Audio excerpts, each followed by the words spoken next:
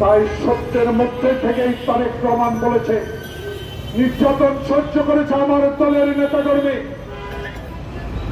হাঁটু পানিতে দাঁড়িয়ে পুলিশের ভয়ে তারা রাত কাটিয়েছে, যারা জঙ্গলে কবরস্থানে ঘুমিয়ে হাসিনার পুলিশের অত্যাচার থেকে রক্ষা পেয়েছে, তাদের অনেক ক্ষোভ ছিল। প্রিয় ভাইরা, এই শেখ হাসিনা, তোমার ক্ষোভের কথা তুমি বলেছিলা, আওয়ামী লীগ ক্ষমতায় না থাকলে একটা কর্মীও থাকবে না।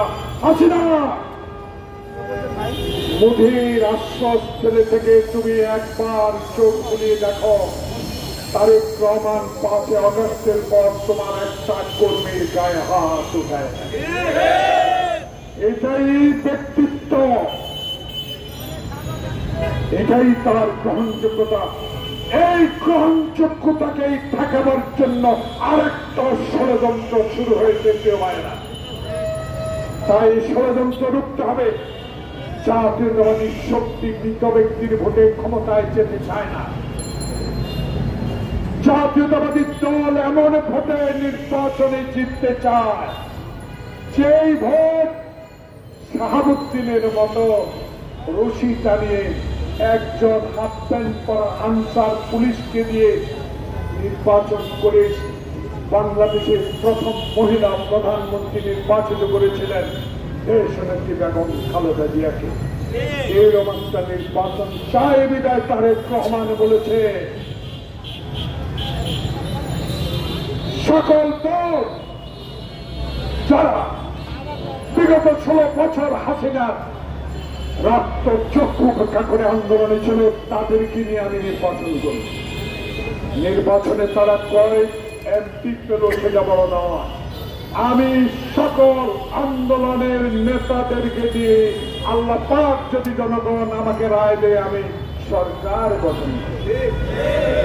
এমন কথা বলার সাহস, কথা বলার সাহস তো নারায়ণগঞ্জের শামীম ওসমানকেও দিয়েছিলেন। যে শামীম ওসমান খালেদা জিয়ার গাড়ির পাহাড় আটকিয়ে দিয়েছিল,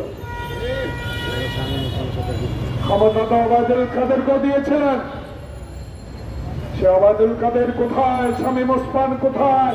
খেলতে আসলাম, ফুটবল আছে, 11 জন আছি, তোমরা তো নাই। আছেন না, খেলা করেন, চুরি করে জাহাঙ্গীরকে দিয়ে গাজীপুরে অস্তিত্বশীল সৃষ্টি করবেন।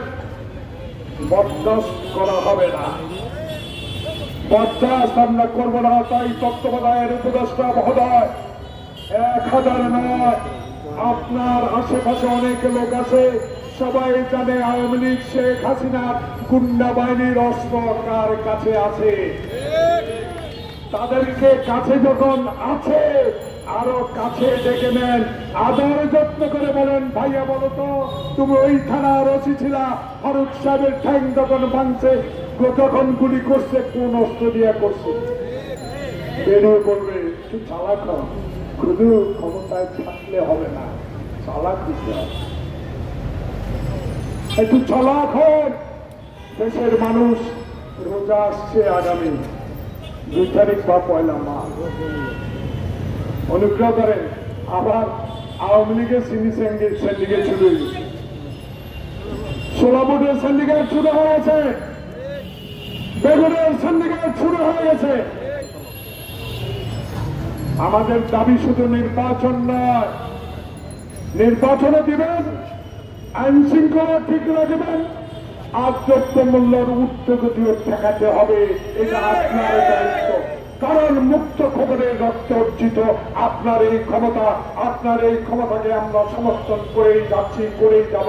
তবে নির্বাচনটা দিন। খোদা হাফেজ। বাংলাদেশ।